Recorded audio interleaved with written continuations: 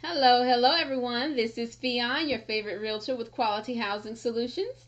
And I am making a quick video to respond to a couple of calls that I received over the past few weeks from people who are interested in becoming real estate investors. Okay, so I just wanted to give you three quick tips to start this endeavor. It can be a very rewarding experience, and I just want to just give you a couple of pieces of advice that will help you along the way.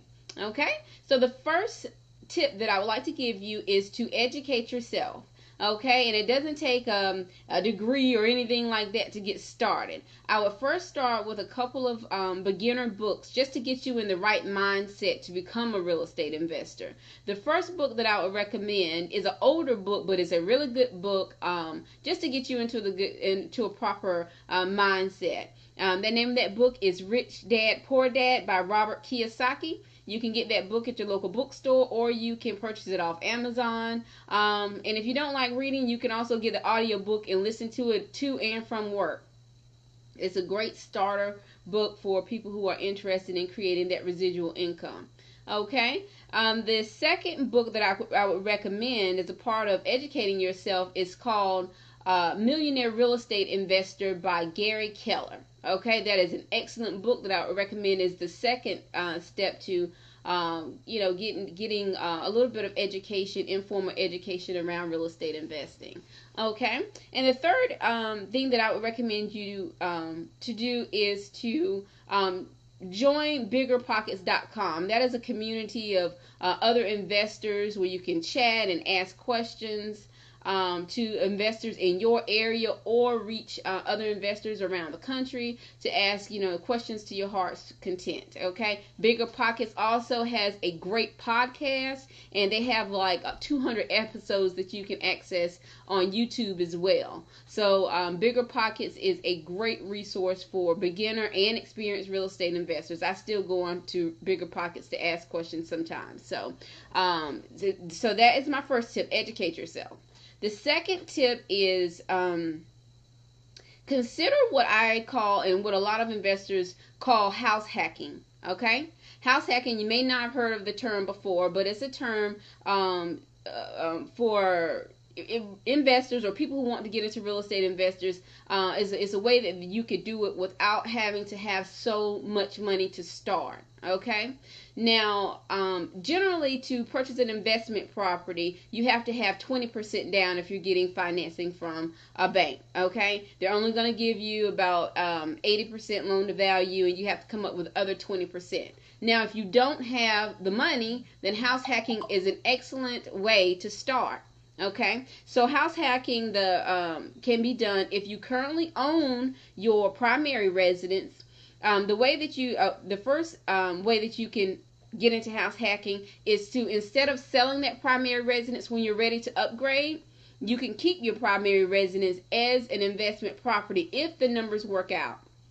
I'm just going to give you an example. If you purchase your first house, say if it was a starter house, and your mortgage payment on that starter house is $850, okay? If your mortgage payment is $850 and you're ready to upgrade to that next home, I would get with a property manager who manages properties in the area and ask them what your house could potentially rent for.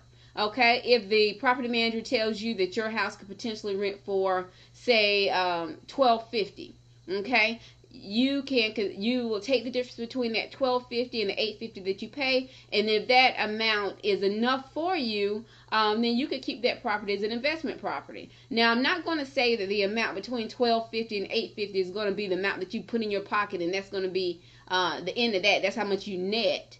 Because you do have to take into consideration certain expenses like maintenance expenses.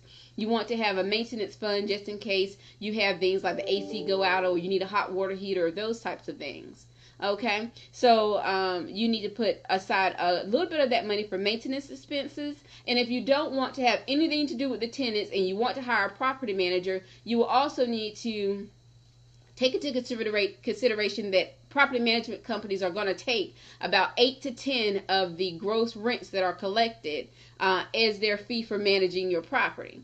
Okay, so if they take 8 to 10%, you'll need to calculate that and deduct that from the difference between $850 and $1250 as well. So it's not going to be $400 net, but it'll be generally around $400 minus those expenses. There are some other expenses that you need to take into consideration, but I'll get into that in another video. Okay, so that is the first form of house hacking. The third piece of advice that I would give you is also called house hacking, but it's my favorite type of house hacking because this is the way that I started about 20 years ago, and it may work for you just like it worked for me, and it worked great. This form of house hacking is when you use an FHA loan to qualify for not just a single family home, but a 1 to 4 family dwelling. Okay, a lot of people, when they're making a purchase, their first purchase especially, they use the FHA loan to get funding for their first home. Okay, a lot of people are not aware of the fact that you can buy a duplex, a quadruplex, or a duplex, a triplex, or a quadruplex using the same type of FHA loan. Okay, so let me show you how this would work. And this is how you could actually, this is how people, including myself, have went years for not paying anything towards the mortgage or towards the rent. Okay, this is how it works. If you purchase a duplex, say in the Raleigh area, you purchase a duplex for $150,000. Okay, the mortgage on that duplex, just saying, I'm just going to throw a number out there. Say it's $1,100 is what you're paying for your mortgage payment. Okay, now if in that area you say it's 3 bedrooms on each side, if a 3-bedroom in the Raleigh area rents for say $1,500 and your mortgage payment on the whole property is $1,100, okay, you can rent the unit out next door to where you're living and rent it out for $1,500, and that will cover your mortgage payment of $1,100, plus you would get about $400 in addition to what it costs to pay your mortgage payment. Okay, so this is not too good to be true. It happens every day. If you find a good deal, if you find a good deal for a triplex or quadruplex, you can also do the same thing there. Okay, so if you have a triplex, then as long as you occupy 1 unit, you can rent the other 2 out. If you have a quadruplex, you could occupy 1 unit and rent the other 3 units out. Either way, you would be